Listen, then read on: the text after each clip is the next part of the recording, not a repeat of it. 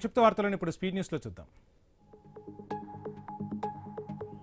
పాడి పరిశ్రమ అభివృద్ధికి సీఎం చంద్రబాబు ఎన్నో పథకాలు ప్రవేశపెడుతున్నారని ఎమ్మెల్యే వర్లకుమార్ రాజా అన్నారు. కృష్ణా జిల్లా మువ్వ పశు వైద్యశాలలో రాష్ట్రీయ గోకుల మిషన్ ఆధ్వర్యంలో ఏర్పాటు చేసిన లేగదూడల ప్రదర్శన కార్యక్రమంలో పాల్గొన్నారు. పశువుల బాగోగులను ప్రభుత్వం చూసుకుంటుందని భరోసానిచ్చారు.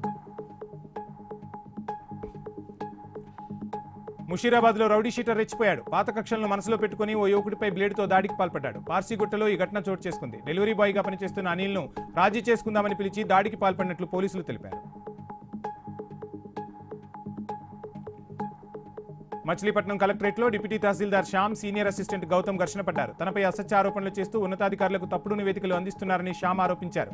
నిరాధారణ ఆరోపణల వల్ల తాను, తన కుటుంబ మానసిక వేదనకు గురవుతున్నామని తెలిపారు.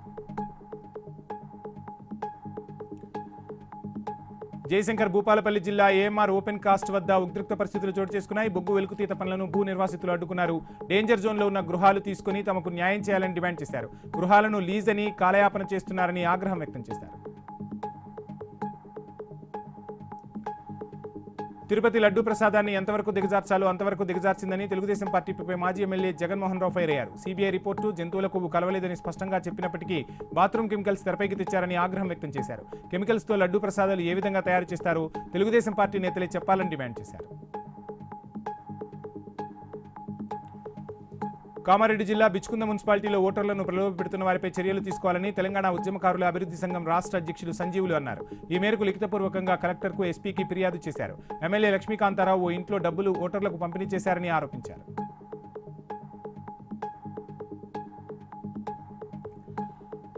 మార్కాపురం జిల్లా కనిగిరి బీసీ హాస్టల్ను జాయింట్ కలెక్టర్ శ్రీనివాసులు, ఎమ్మెల్యే ముక్క ఉగ్ర నరసింహారెడ్డి తనిఖీ చేశారు. రికార్డులను పరిశీలించారు. బోగస్ రిజిస్ట్రార్ ద్వారా దోచుకుంటున్న హాస్టల్ సిబ్బందిపై ఆగ్రహం వ్యక్తం చేశారు. బాధ్యత లేకుండా పనిచేస్తే కఠిన చర్యలు తీసుకుంటామని ఆయన హెచ్చరించారు. ఈ నెల 14, 15 తేదీల్లో నిర్వహించే పాకాల బీచ్ ఫెస్టివల్ను సక్సెస్ చేయాలని కలెక్టర్ రాజబాబు కోరారు. కనిగిరిలో నిర్వహించిన 2K రన్లో ఎమ్మెల్యే ఉగ్ర నరసింహారెడ్డి పాల్గొన్నారు. బీచ్ ఫెస్టివల్ సందర్భంగా ఉచిత బస్సు ఏర్పాటు చేస్తున్నామని వారు తెలిపారు.